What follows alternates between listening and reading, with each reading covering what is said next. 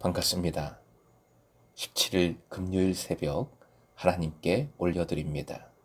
함께 주 앞에 나와 찬양 부르십니다.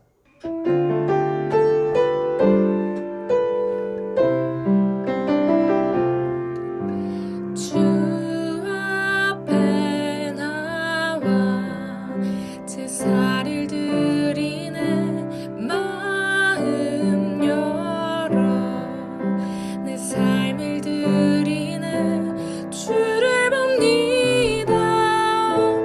끝없는 사랑 나 회복시키네.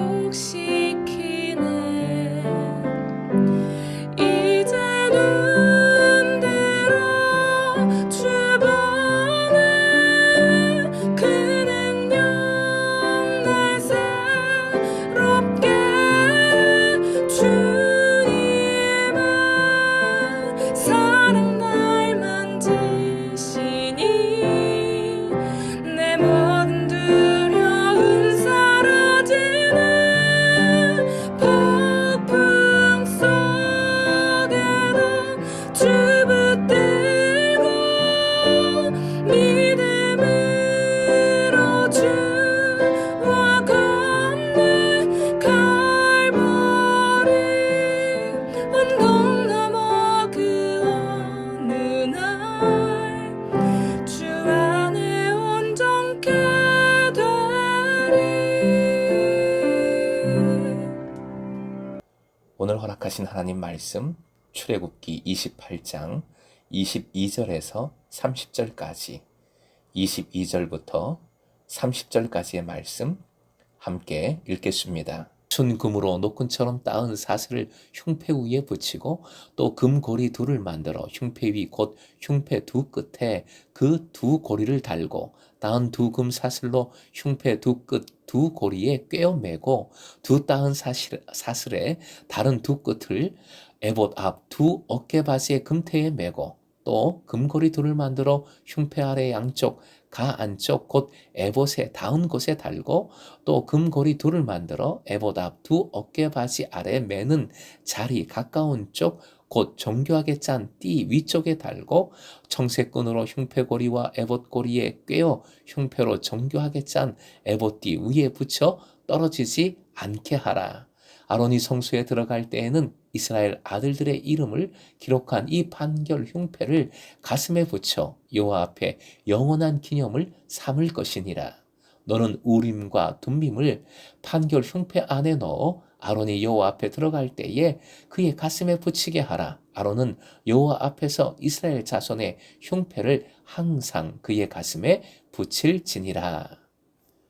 오늘의 기도 제목, 그리스도의 심장으로 사랑할 때 주님의 영광을 보게 하소서.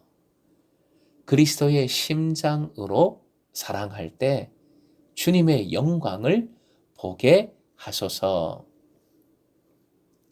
제사장의 거룩한 옷 중 흉패에 관한 말씀이 계속 오늘 본문에도 이어집니다.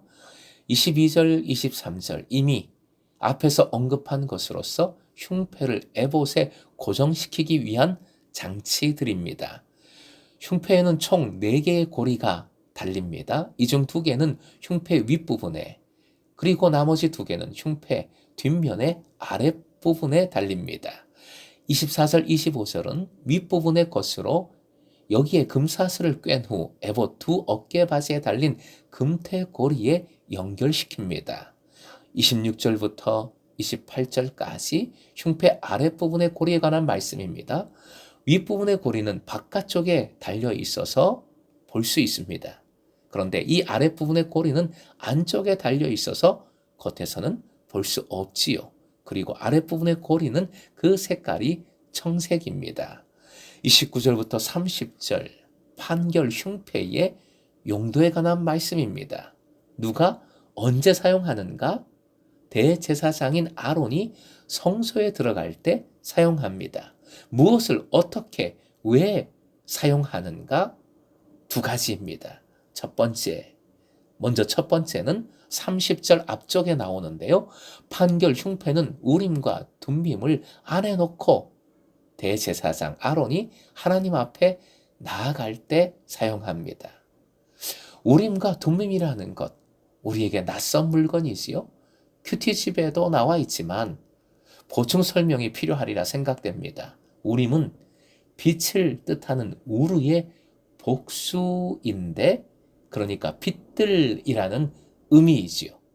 둠밈, 원어 발음은 툼밈이라고 하는데 이것은 완전한 온전함을 뜻하는 단어입니다. 종교개혁가 루터는 그래서 이 우림과 둠밈을 각각 빛과 공의라고 번역을 했습니다. 하지만 현대 대부분의 번역서는 히브리어 그대로, 우리도 그렇죠? 우림과 둠밈으로 옮기고 있습니다.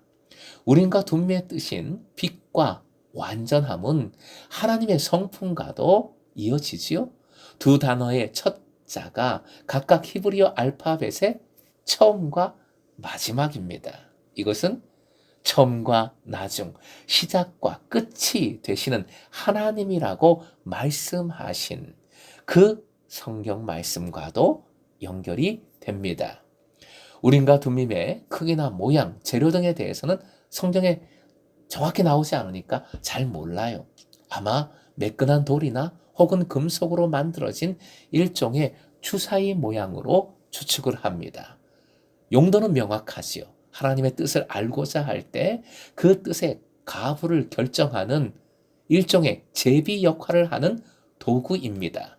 대제사장은 중요한 판결이 있을 때 우림과 둠밈이 들어있는 흉패를 입고 그곳에 참석해서 가부를 제비 뽑는 형식으로 뽑아 문제를 해결했던 것이지요.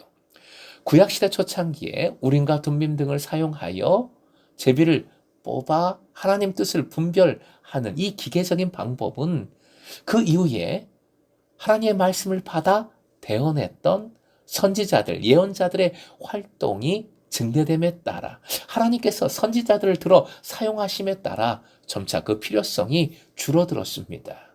그리고 오늘날과 같이 성경시대, 성경의 시대, 말씀의 시대에는 이같이 제비 뽑는 방식은 완전히 필요 없게 되었지요.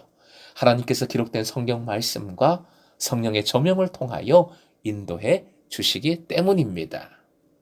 오직 이제 우리의 판결의 기준은 말씀이라는 것, 성경이라는 것 연결해서 잊지 말아야 하겠습니다. 자, 두 번째로 이 판결 흉패, 무엇을 어떻게 왜 사용하는가? 판결 흉패는 이스라엘 아들들의 이름을 기록한 판결 흉패로서 이것을 가슴에 붙여 하나님 앞에서 기념하기 위해, 그것도 영원한 기념을 삼기 위해서입니다. 대제사장은 이스라엘 12지파의 이름을 어깨와 가슴에 부착을 한 것이지요. 즉, 대제사장을 바라본다면 대제사장의 위에서도 이스라엘의 이름이 보이고 대제사장의 앞에서도 이스라엘의 이름이 보이는 겁니다. 특히 가슴에 붙인다는 표현이 29절, 30절 두 구절 말씀에 3번이나 반복이 됩니다. 엄청 강조하고 계시는 것이죠. 본문의 가슴으로 표기된 원어 레브라는 단어는 물리적인 신체 부위를 나타내기보다는 주로 마음을 가리키는 말입니다. 그래서 상징적으로 사랑, 정서, 의지, 지성까지 포함된 말이 레브입니다. 따라서 이스라엘 12지파를 레브에 둔다는 것은 곧 이스라엘을 마음에 둔다는 것으로서 대단히 상징적인 의미를 지닙니다. 즉 이것은 대제사장이 사랑으로 이스라엘 백성들을 하나님께 인도하는 것을 의미합니다. 중보의 의미이지요. 그리고 나아가 이것은 우리의 대제사장 되시는 그리스도께서 우리 성도들을 사랑으로 인도하시는 것과 보호해 주시는 것, 감싸 주시는 것을 예표한다 하겠습니다. 바울 사도는 이렇게 선포했습니다. 빌립보서 1장 18절 함께 읽습니다. 내가 예수 그리스도의 심상으로 너희 무리를 얼마나 사모하는지 하나님이 내 증인이시니라.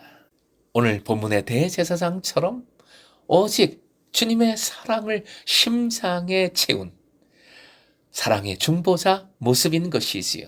이 시대의 왕 같은 제사장도 동일합니다. 왕 같은 제사장으로서 모든 그리스도인은 예수 그리스도의 사랑의 심장으로 영혼을 품고 사랑하는 사람들인 것입니다. 사랑하는 금성의 제자 여러분, 여러분의 가슴에는, 심장에는 무엇이 들어 있습니까? 무엇에 집중하고 무엇에 관심을 두고 계십니까? 주님의 사랑을 품고 그 사랑으로 영혼을 품으십시다. 세품하십시다. 그리스도의 심장으로 그 사랑이 가득 흐르게 하십시다. 이건 말로만이 아닙니다. 구체적으로 실천해야 됩니다. 말로만이 아니라 소그룹 모임의 현장에서 말씀으로, 솔직한 나눔으로, 기도로 뜨거운 사랑의 심장을 서로가 뛰게 하십시다. 그 자리에서 함께 주님 앞으로 나아가는, 즉 주님의 영광을 함께 누리는 기쁨을 경험하시길 축복합니다. 십자가 사랑과 부활의 소망을 가슴에 품고 오늘도 그 뜨거운 심장으로 사랑을 행할 때 주님의 영광을 덧입고 나타내는 금성의 제자 되시길 주님의 이름으로 축원드립니다.